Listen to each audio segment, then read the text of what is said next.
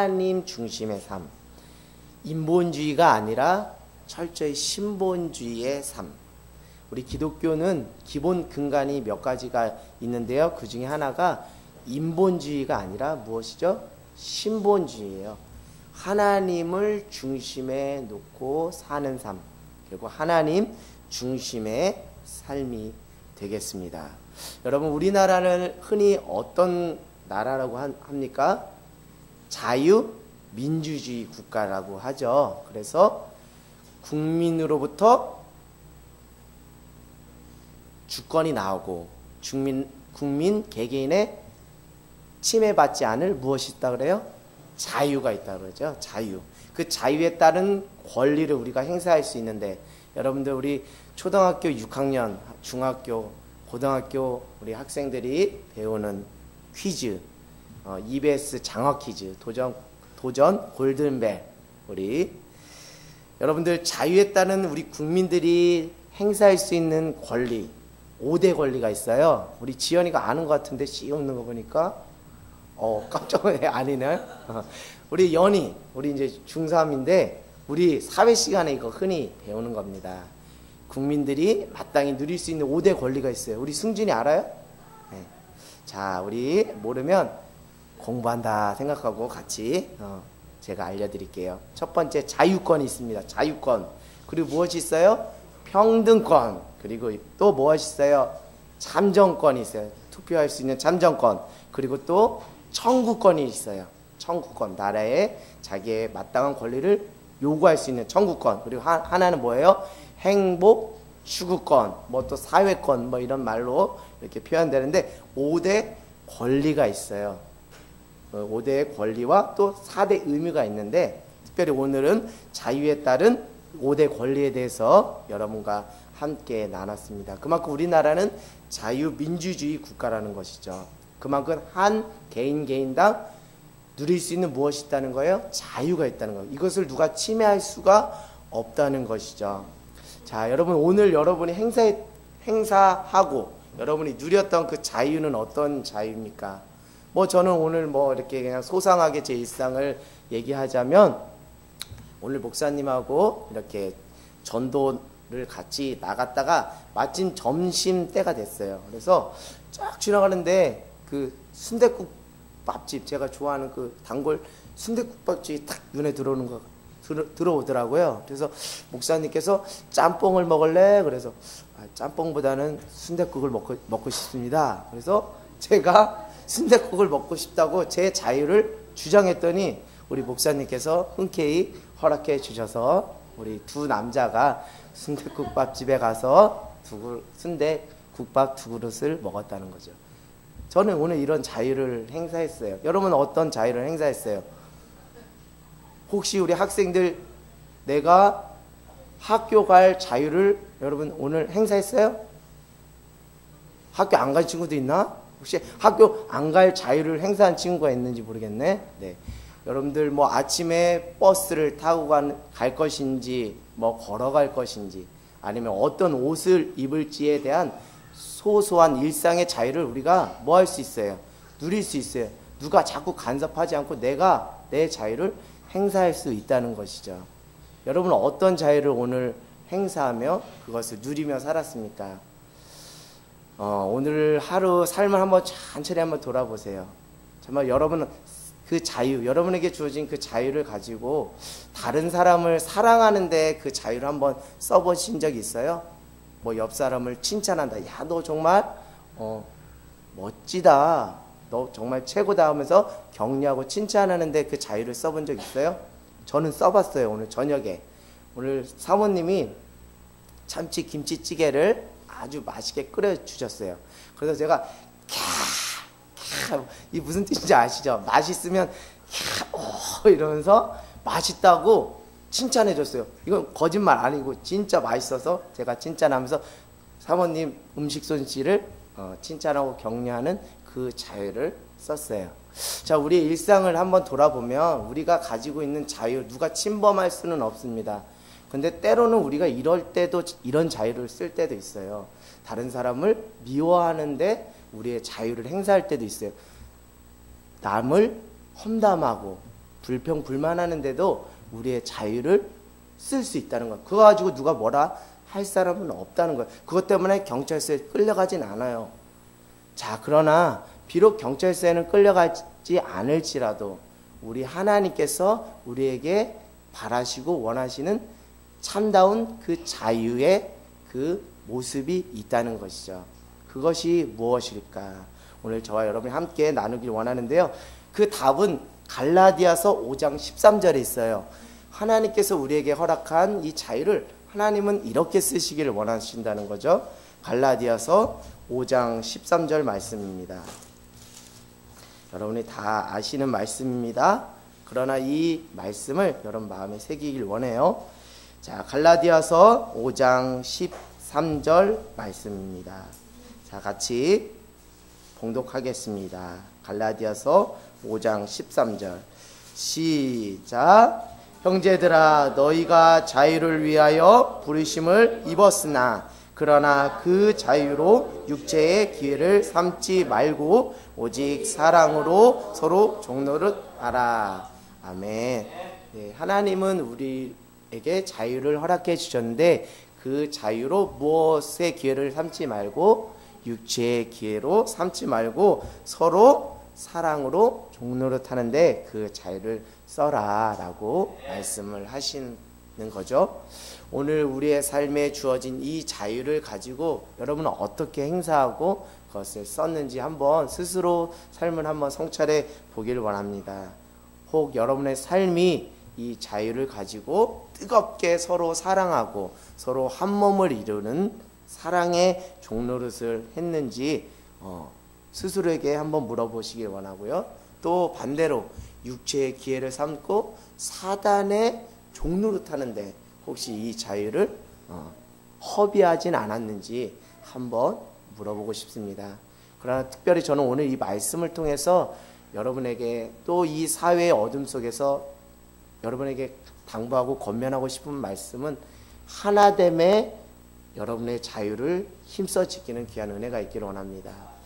서로 분열되고 서로 남을 비방하고 진영 싸움에서 서로 갈라지는 것이 아니라 여러분이 가지고 있는 자유, 특별히 하나님께서 주신 이 자유를 가지고 성령이 하나되게 하신 것을 힘써 지키는 데 여러분의 자유를 쓰는 귀한 은혜가 있기를 원합니다.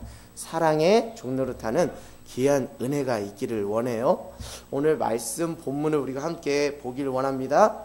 우리 사도 바울은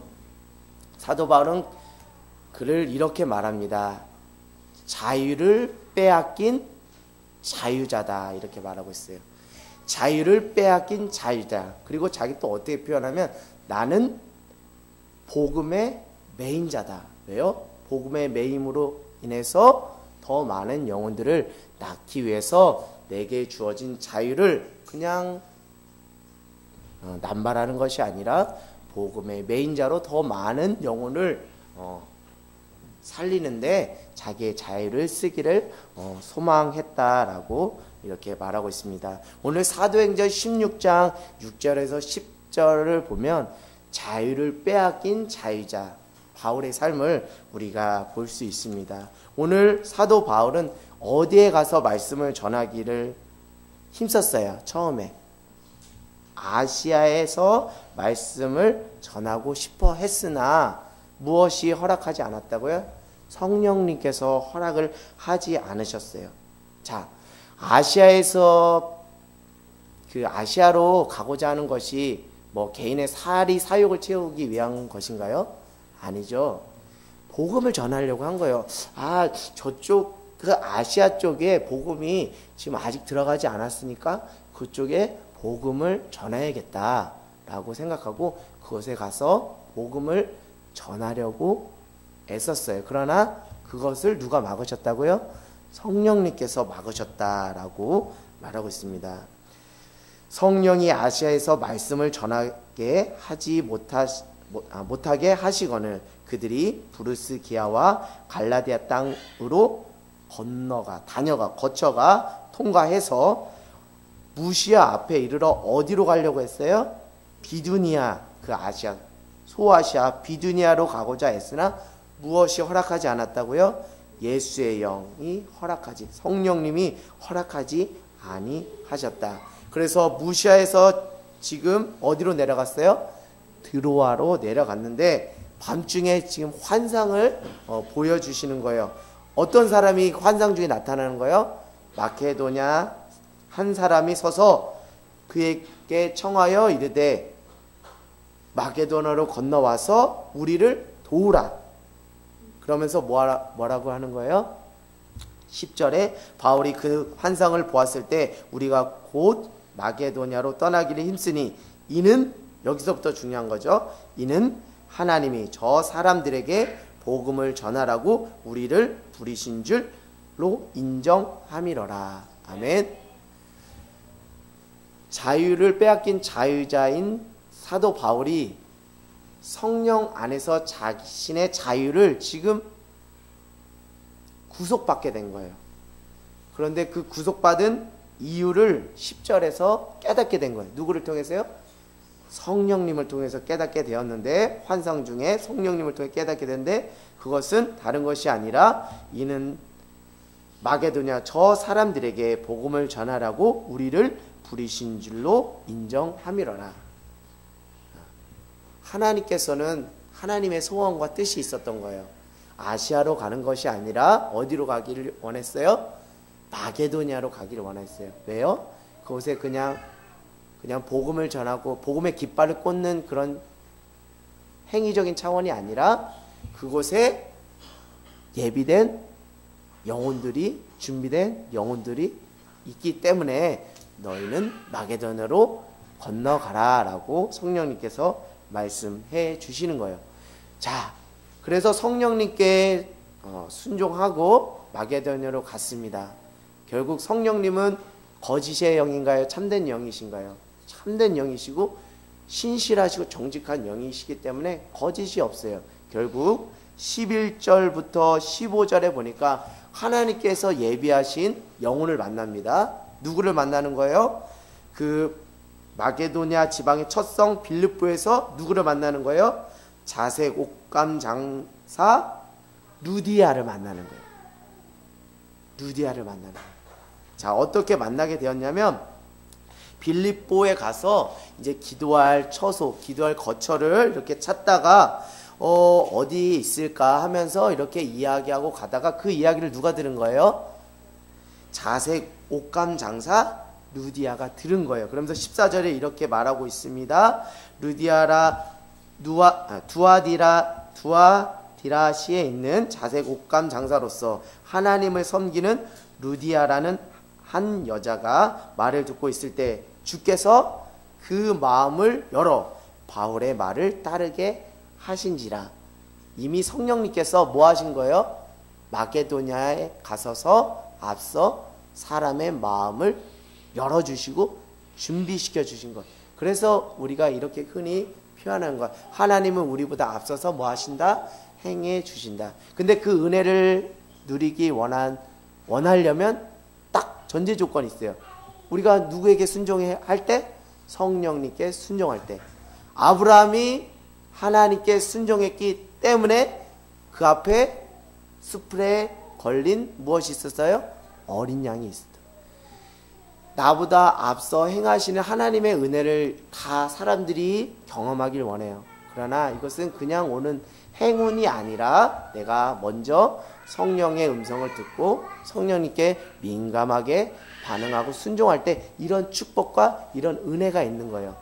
여러분, 이런 은혜를 경험하는 귀한 은혜가 있기를 원합니다. 그러면서 이제 15절에 참 놀라운 은혜가 나옵니다. 그와 그 집이 다 세례를 받고 우리에게 청하여 이르되 만일 나를 주 믿는 자로 알거든 내 집에 들어와 유하라 하고 강건하여 머물게 하니라. 아멘.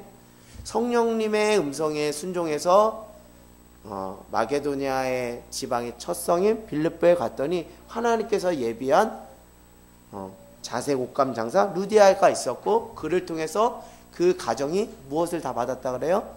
세례를 받고 주를 믿는 귀한 은혜를 허락해 주신 거예요. 참 놀라운 일입니다. 자, 그런데 살다 보면 또 이런 일이 있어요. 신앙생활 하다 보면 또 이런 일이 있습니다. 내가 성령님께 분명히 순종했어요. 성령님께서 말씀하시고 말씀으로 나에게 인쳐주셔서 내가 그것에 순종해서 갔습니다. 근데 16절 이후부터는 어떤 일이 일어나는 거예요? 점을 치는, 귀신 들린 여종을 통해서 점을 침으로 이익을 얻는 사람이 있었는데, 그 귀신 들린 그 여종을 누가? 사도 바울이 예수님의 이름의 능력과 권세로 뭐 하는 거예요? 쫓아내보는 거예요. 그러니까 이제는 뭐 할 수 없는 거예요. 그 귀신 들린 여종을 통해서 점을 칠 수 없고, 그 점을 칠 수 없기 때문에 뭐 하는 거예요? 쥐는 돈을 얻을 수 없기 때문에 그를 잡은 거예요. 그를 구속하려고 했어요. 그래서 결국 뭐 했어요? 감옥에 갇히게 된 겁니다. 참, 여러분, 성령님께 순종할 때 이런 일도 있다는 것을 우리가 염두하기를 원해요. 성령님께 순종할 때 하나님께서 앞서 행하시는 은혜의 축복도 있지만 우리가 감당해야 될 고난의 몫도 있다는 거예요. 그럴 때 부끄러워하지 말고 예수님의 이름으로 고난받는 것으로 오히려 하나님께 영광을 돌리는 귀한 은혜가 있기를 원합니다. 그러면서 이제 사도 바울과 실라가 옷을 뺏김 당하고, 그리고 매질을 당하고 감옥에 갇힌 거예요. 감옥에 갇혔습니다. 그럼에도 불구하고 이들은 낙심하지 않고 밤에 뭐 했다 그래요? 25절에 한밤중에 바울과 실라가 기도하고 하나님을 찬송하며 죄수들이 들었더라. 성령 충만한 사람은 결국 상황에 묶이는 사람이에요? 아니에요. 이 상황도 하나님께서 전화위복시켜 주실 거라는 믿음을 가진 자가 바로 성령 충만한 자인데, 이런 성령 충만한 바울과 실라가 그 상황 가운데서 실족하고 낭망하는 것이 아니라 기도하고 하나님을 찬송하였더니 또 어떤 일이 일어나는 거예요? 갑자기 큰 지진이 일어나서 옥문이 다 열리는 거예요. 자, 성령님께 순종하는 인생의 축복은 우리가 생각할 수 없는, 우리의 이성을 초월하는 하나님의 놀라운 초월적인 역사가 우리 앞에 예비되어 있다는 것입니다. 그것을 지금 사도 바울과 실라가 경험을 하면서 간수장이 지금 뭐 하려고 하는 거예요? 갑자기 사람 죄수들이 다 도망가려고 하니까 지금 뭐 하려는 거예요? 자결하려는 거예요. 왜요? 그때 당시에 간수장이 그 죄수들을 관리를 잘 못해서 죄수들이 다 도망가 버리면 그게 사형감인 거예요. 그렇기 때문에 사형당하기 전에 스스로 내가 사형당할 죄값을 얻었으니 내가 스스로 자결해야겠다. 그랬더니 29절에 바울이 말합니다. 크게 소리질러 이르되 내 몸을 상하지 말라. 우리가 다 여기 있노라 하니 하면서 이제 간수장이 이제 둘둘 떨면서 내가 어떻게 해야, 선생님 내가 어떻게 해야 구원을 얻을 수 있습니까? 라고 말하니까 31절에 여러분이 너무나 잘 아는 말씀입니다. 주 예수를 믿으라. 그리하면 너와 내 집이 구원을 받으리라 하고. 아멘. 우리 함께 힘있게 고백해 봅시다. 주 예수를 믿으라. 그리하면 너와 내 집이 구원을 받으리라. 아멘. 아멘. 이 말씀은 사도행전에서의 말씀이기도 하지만 오늘 우리 삶에도 여전히 효력을 발생하는 귀한 말씀인 줄 믿습니다. 혹시 가족 구원을 간절히 소망하고 기도하는 여러분들, 이 말씀, 약속의 말씀을 붙잡고 성령님께만 순종하신다면 하나님께서 가족들을 하나님께서 돌아오게 하시고 돌이켜서 다시 믿음의 가정으로 세우는 놀라운 은혜가 있을 줄 믿습니다. 그리고 나서 다 그 자리에서 뭐 한 거예요? 세례를 받고, 그리고 그 간수장이 음식을 차리고, 그리고 그 간수장이 하나님, 간수장과 그 집안 모든 사람들이 하나님을 믿는 놀라운 축복이 있는 거예요. 자, 여러분들 36절부터 39절까지 참 기가 막힌 이야기가 나옵니다. 재밌는 이야기가 나와요. 35절부터 한 절씩 교독하겠습니다. 날이 샘에 상관들이 부하를 보내어 이 사람을 놓으라 하니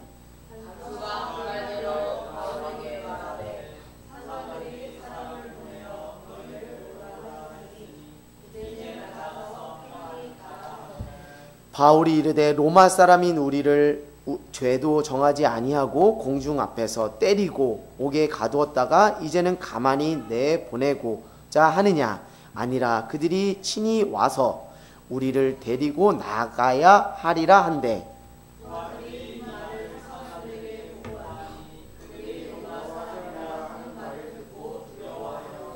39절 와서 권하여 데리고 나가 그 성에서 떠나기를 청하니. 40절 시작. 두 사람이 옥에서 나와 그의 집에 들어가서 형제들을 만나 보고 위로하고. 아멘. 참 놀라운 일이죠. 처음에는 사람 바울과 실라를 못 잡아서 안달이었는데 이제는 어떻게 된 거예요? 제발 뭐 하라는 거예요? 나가달라는 거예요. 그래서 사도 바울이 내가 로마 사람인데 로마의 시민권을 가지고 있는데 죄도 정하지 않고 무조건 잡았다라는 소리를 듣고 두려워서 그 부하들을 보내서 사도 바울과 실라를 뭐 한 거예요? 감옥에서 밖으로 뭐 한 거야? 귀빈 대접 받듯이 제발 나가주세요. 저희들 별탈 없도록 제발 나가주세요 라고 하면서 그들을 감옥에서 내보내주고 그 사도 바울과 실라는 루디아 집에 간다. 여러분 오늘 이 말씀을 통해서 우리가 좀 순종이라는 것이 무엇인지 한번 우리 스스로 개념, 신앙 안에서 개념을 한번 잡아봤으면 좋겠어요. 순종이 무엇일까? 저는 이렇게 오늘 말씀을 준비해서 이렇게 나름 의미를 부여해 봤습니다. 하나님께서 내게 자유를 주셨거든요. 근데 이 자유를 하나님께 맡기는 것, 하나님께서 이 자유를 쓰시겠다고 하실 때 하나님께 내 자유를 맡기는 것, 이것이 순종이라는 생각이 들어요. 자, 이 순종을 반복적으로 하는 것을 우리가 흔히 신앙 훈련이라고 하는 거예요. 여러분 신앙 훈련이라는 것이 뭐 거창한 것이 아닙니다. 하나님께서 내게 주신 자유를 하나님께서 당신의 뜻대로 쓰길 원할 때 하나님 내 자유를 당신의 목적과 뜻을 위해 반납하겠습니다. 당신께 맡기겠습니다. 라고 하는 것이 무엇이라고요? 순종이라는 거예요. 오늘 이 순종의 참 모습을 누가 보여준 거예요? 사도 바울이 보여준 거예요. 이런 반복적인 삶의 그 훈련이 우리는 신앙 훈련이 인 줄 믿습니다. 여러분 신앙 훈련 어느 정도 받으셨어요? 여러분 하나님께서 여러분에게 주어진 이 자유를 가지고 하나님께서 너로 하여금 나의 뜻을 이루고자 한다라고 성령님께서 말씀하셨을 때 이 자유조차 기쁨으로 반납하고 하나님 이 자유를 당신의 뜻을 따라 마음껏 사용하여 주시옵소서. 주님 내가 여기 있습니다. 나를 사용해 주시옵소서 라는 귀한 그 신앙의 고백, 이것들에 대한 반복적인 훈련이 바로 신앙 훈련이고 다른 것이 아니라 제자 훈련의 삶인 줄 믿습니다. 제자의 삶이고 제자도인 줄 믿습니다. 오늘 사도 바울은 이 삶을 매 순간 살았던 거예요. 그가 순교의 자리까지 갈 때까지 계속 이렇게 사는 거예요. 내 자유는 내 것이 아니라 하나님의 것이기 때문에 나는 자유를 빼앗긴 자유자야.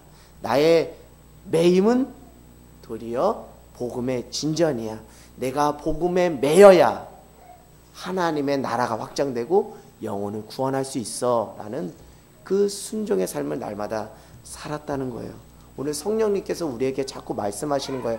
네 자유 너의 배불리 먹고 등 따시게 하는데 쓰지 말고 제발 먼저 그의 나라와 그의 의를, 하나님의 나라와 하나님의 의를 위해서 한번 써보지 않을래? 반납해보지 않을래? 내려놔보지 않을래? 라고 성령님께서 말씀하신다는 거예요. 그럴 때 우리가 내어 맡기는 것이 순종인 줄 믿습니다. 그래서 우리는 이런 것들을 불발탄으로 만들어야 돼요. 내 이성, 내 신념, 또 나의 감정을 불반탄으로 만들어야 돼요. 내 이성, 내 신념, 내 감정이 불반탄이 되지 않으면 하나님 앞에서 참된 순종의 모습으로 살아갈 수 없어요. 여러분 우리가 신앙생활 하다 보면 사람 때문에 실족할 수도 있고 뭐 때문에도 실족하고 마음이 상할 수 있어요. 그런 자리에서도 하나님은 여전히 변함없이 우리에게 순종을 요구하신다는 거예요. 그 순종의 자리에 가 본 자만이 진짜 주님의 참된 제자가 될 수 있는 거예요. 아직도 교회를 다니면서 내 감정 하나 주님 앞에서 다루심을 받지 못한다면 그것은 주님 안에서, 신앙 안에서 아직 어린아이와 같은 수준이라는 것이죠.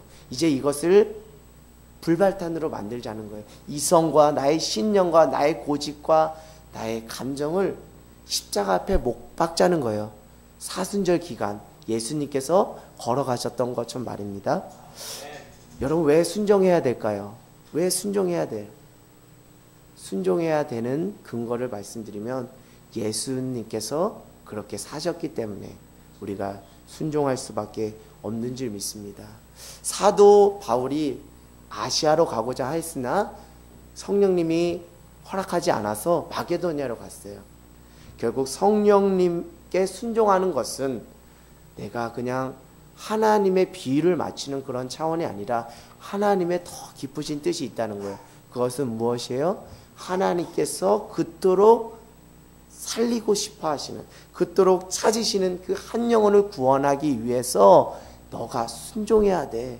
너가 순종하지 않고 어떻게 한 영혼을 구할 수 있겠니? 너가 온전히 인내하지 않고 온전히 기다리지 않고 어떻게 온전히 참지 않고 성령 안에서 너 자신을 꺾지 않고 어떻게 너가 한 영혼을 세울 수 있고 한 영혼을 복음으로 낳을 수 있겠니? 오늘 사도 바울이 언변이 뛰어나서 그가 복음 전도자가 된 것이 아니에요. 그는 성령님께 순종함으로 성령의 능력을 따라서 내가 하는 말이 사람의 지혜에 있지 않고 성령의 능력에 있다는 것을 그는 성령님께 순종함으로 삶으로 살아내고 보여주었다는 거예요. 그래서 오늘 성령님께 순종했더니 빌립보에서 자주 루디아를 만난 거잖아요. 옷감자 루디아를 만나고 또 비록 감옥에 갇히는 그 환경 속에서도 간수와 그 간수장 가족과 그 주변 사람들이 모두 예수님을 믿는, 그리고 세례를 받는 놀라운 영혼 구원의 역사가 있었잖아요. 이것은 그냥 된 것이 아닙니다. 하나님께서 한 인생에게 찾아와서 내가 내 뜻을 이루기 원하는데 너의 자유를 나에게 반납해 보렴. 사도 바울에게 이렇게 찾아온 그 하나님의 초청 앞에 철저하게 순종하고 거기에 반응했기 때문에 이렇게 영혼을 얻고 영혼을 세울 수 있는 귀한 은혜가 있었다는 거예요. 하나님께서 그냥 우리를 괴롭히기 위해서 우리에게 순종을 요구하시는 것이 아니라 한 영혼을 세우기 위해서 우리에게 순종을 요구하시는 거예요. 예수님은 이렇게 겟세마네 동산에서 이렇게 말하는 거예요. 아버지, 나의 원대로 하지 마시고 아버지의 원대로, 아버지의 뜻대로 되기를 원하나이다.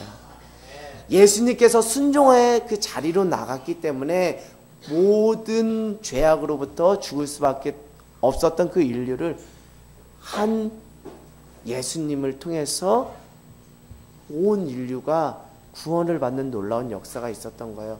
여러분, 성령님께 순종해 보십시오.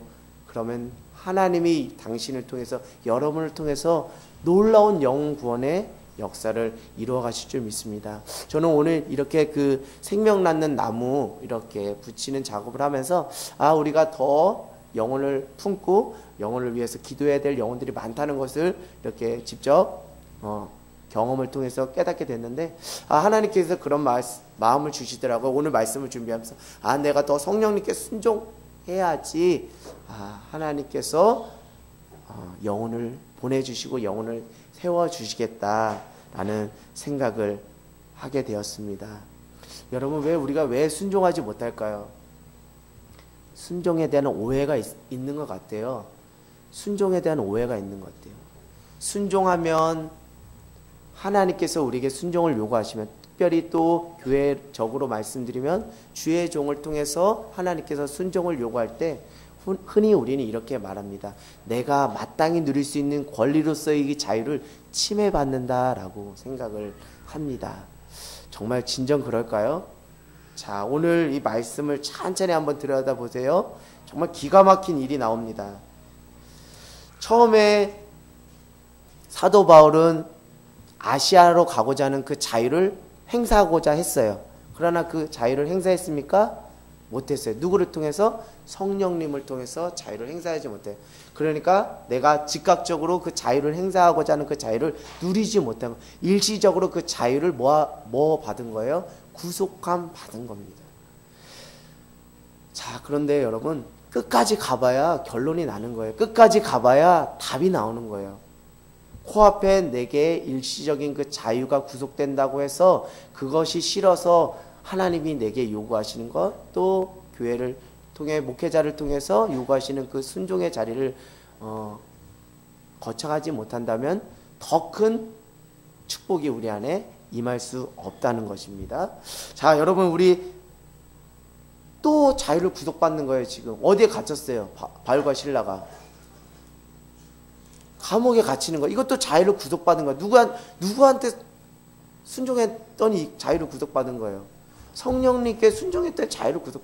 이건 뭐 좋은 일만 있는 줄 알았더니 나쁜 일만 있는 거예요. 맨날 자유를 구속받는 거예요. 아시아로도 가지 못하게 하고, 귀신 들린 자 예수님의 이름의 권세로 쫓아냈더니 또 감옥에 갇히는 거예요. 자유를 자꾸 구속받는 거예요. 그런데 여러분, 놀라운 일이 아까 전에 여러분 함께 말씀 나눠서 아시다시피 35절부터 39절에 어떻게 된 거예요? 그 사람들이 이제는 제발 어떻게 하라고 나가달라고, 제발 나가라고요. 나가라고 이렇게 간곡히 부탁하는 거예요. 자, 여러분, 이제 우리 성령님께 순종하는 것에 대한 그 오해를 지금 풀어야 되는 시간이 온 것 같아요. 여러분, 성령님께서 우리에게 순종을 요구하실 때 일시적으로 코앞에 우리가 누릴 수 있는 그 자유가 구속된다라고 생각할 수 있겠지만, 오늘 35절부터 39절에 우리 안에 성령님께 순종함으로 우리 안에 무슨 자유가 임하는 거예요? 영원한 자유가 임하는 거예요. 이것까진 가봐야 된다는, 이것까진 가지 못하니까 여러분들이 성령님께 순종하는 것에 대해서 오해를 하는 거예요. 여러분, 성령님께 순종하는 것은 성령님은 우리를 구속하고 우리를 얽어매려고 하시는 분이 아니에요. 우리에게 진정한 자유, 영원한 생명, 초월의 은혜, 어떤 것에도 결박당하지 않고 어떤 것에도 구속당하지 않는 초월적인 그 은혜를 우리에게 주시려고 하는 거예요. 이 뒤에 예비된 큰 하나님의 그 축복을 여러분 기억하신다면, 이제 하나님께서 여러분의 인생 가운데서 순종을 요구하실 때 이제 기쁨으로 순종할 수 있는 줄 믿습니다. 처음에는 성령님께 순종하는 것이 죄를 구속받는 것 같아요. 자유를 구속받는 것 같아요. 내가 하고 싶은 거, 내가 스스로 띠띠우고 싶은 거 하지 못하는 것 같아요. 그래서 불순종하고 목회자의 말에 그냥 거부감을 느낄 때가 있어요. 그러나 여러분, 한번 꺾어보세요. 그러면 시간이 지나면 다 결론이 납니다. 우리에게 영원한 자유가 임하고 영원한 축복이 임하고 영원한 참 자유와 초월의 은혜와 생명이 우리 안에 임하는 것. 그것은 누가 그 은혜와 축복을 누린다고요? 성령님께 나 자신을 꺾어 순종한 자들이 그런 은혜와 축복을 누릴 수 있는 것이죠. 저는 여러분, 순종을 이렇게 비유적으로 말씀드리고 싶어요. 순종은 경매가 아니다. 경매는 뭐예요, 여러분들? 내가 빚이 많아서 그것을 채무를 다 이행하지 못하면 강제로 내 재산을 뭐 하는 거예요? 몰수하고 빼앗는 거죠. 근데 많은 사람들이 성령님께 순종하는 것이 하나님께서 내 자유를 박탈한다, 완전히 박탈해서 빼앗아간다, 경매식으로 생각을 하는데, 여러분, 그 경매식이 아니에요. 순종하는 것은, 자, 하나님께서 우리에게 순종을 요구하실 때 그 순종은 우리에게 부여된 이 자유를 누구를 위해서 적금을 붓는 거예요? 하나님께 적금을 붓는 거예요. 자, 적금 붓는 사람은 어떤 기쁨이 있어요? 잠깐은 내가 쓰고 싶은 돈 쓰지 못하고 허리띠를 조일러 맵니다. 그러나 적금 만기가 되면 더 많은 물질을 우리가 받아 누릴 수 있는 것. 마치 순종이 이와 같다는 거예요. 이와 같은 축복이 있다는 거예요. 순종을 통해서 하나님께서 우리의 자유를 일시적으로 구속합니다. 그러나 이게 구속받는다 생각하지 마세요. 하나님께 뭐 한다는 거예요? 자유를 적금해서 나중에 만기가 됐을 때, 하나님 앞에 섰을 때 하나님께서 더 크신 그 자유와 복과 영원한 생명을 우리에게 더 크게 부여해 주신다는 거예요. 그래서 자유라는 것, 순종이라는 것은 경매가 아니다. 자유를 박탈당하는 그런 경매가 아니라 자유를 하나님께 적금함으로 더 큰 그 은혜를 누리고자 하는 그 길이다. 신앙의 여정이다. 라는 생각을 해 보게 됩니다. 여러분, 영원한 자유를 위해서, 영원한 그 생명을 위해서, 영원한 은혜를 위해서 잠시 잠깐의 여러분이 마땅히 누려야 될 그 자유를 한번 포기해 보세요. 한번 내려보세요. 그러면 하나님께서 여러분의 인생을 반드시 책임져 주시고 여호와 이레 하나님의 은혜가 여러분에게 임할 줄 믿습니다. 여러분들도 다 아시는 이야기일 수 있어요. 이용규 선교사님 더 내려놓음 그 책에서 제가 읽었던 내용입니다. 그 이용규 선교사님 아들이 마트에서 장난감을 샀어요. 그 장난감을 이제 자기가 자기 주머니에 넣으려면 어떻게 해야 돼요? 카운터에서 찍고 계산을 해야 되죠. 그런데 어린아이 마음에는 이것을 내려놓는 것이 내 것을 빼앗기는 걸로 생각을 해서 이용규 선교사님 아들 어릴 때 이걸 안 내려놓는 거예요. 이거 내려놓으면 내 물건 빼앗김 당하는 줄 알아요. 그러나 여러분 다 아시다시피 이 물건을 내려놔 봐야 카운터에 바코드가 찍히고 결국 그것이 계산을 통해서 내 것이 되는 거예요. 이것이 순종의 원리고 축복인 줄 믿습니다. 내 자유를, 내 권리를 하나님의 나라와 하나님의 의를 위해서 잠시 잠깐 내려놓는 거예요. 영원히 박탈당하는 거 아니에요. 잠시 잠깐 내려놓고 포기할 때 그 이후에 우리가 가히 상상할 수 없는 초월적인 은혜와 그 축복과 하나님의 예비하신 약속의 상급이 있는 줄 믿습니다. 오늘 이 순종을 통해서 특별히 하나님 중심의 삶을 살기를 원합니다. 여러분, 하나님 중심의 삶이라는 것은 오늘 이 말씀을 준비하면서 저는 이렇게 말씀드리고 싶은 거예요. 하나님께서 내게 부여하신 그 자유를 하나님 뜻과 하나님의 나라를 위해서 쓰시겠다 하면 언제든지 가져가세요. 언제든지 내려놓겠습니다. 언제든지 쓰세요. 라고 이렇게 나 자신을 하나님 앞에 내려놓는 것이 하나님 중심의 삶이라 저는 생각합니다. 여러분, 인본주의는 다른 것이 아니에요. 하나님께서 하나님의 목적과 하나님의 나라와 하나님의 의를 위해서 내게 부여한 그 자유를 사용하겠다고 콜링하실 때, 성령님께서 말씀하실 때 그것을 내가 뭐 하는 거예요? 거부하고 떠미는 거예요. 그게 인본주의인 거예요. 여러분, 사순절 기간 철저히 하나님 중심, 신본주의의 삶을 살기를 원합니다. 철저히 성령님께서 여러분에게 무엇이라 말씀하시는지 듣기를 원하고 그것에 순종하기를 원해요. 순종하는 자만이 수풀에 걸린 어린 양 여호와 이레의 하나님의 복을 누릴 수 있고, 순종해 본 자만이 영원한 생명, 영원한 하나님의 나라 가나안 땅을 밟을 수 있는 은혜와 축복이 있는 줄 믿습니다.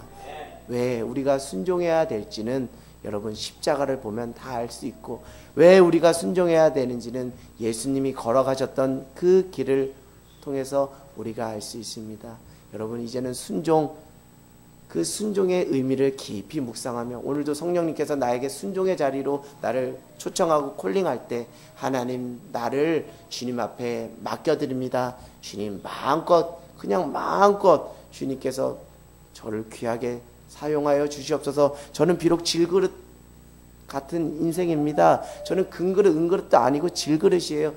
볼품없는 그릇이에요. 그러나 주님, 저는 깨끗하고 정결하게 하나님 쓰시기에 합당한 그릇으로 지금 여기 준비되어 있으니 주님, 저를 써 주시옵소서라고 하나님 앞에 철저히 쓰임받고 들림받고 성령님께 순종함으로 하나님의 은혜와 축복을, 하나님의 그 영원한 참 자유와 생명을 누리는 저와 여러분이 되기를 주님의 이름으로 간절히 소망합니다.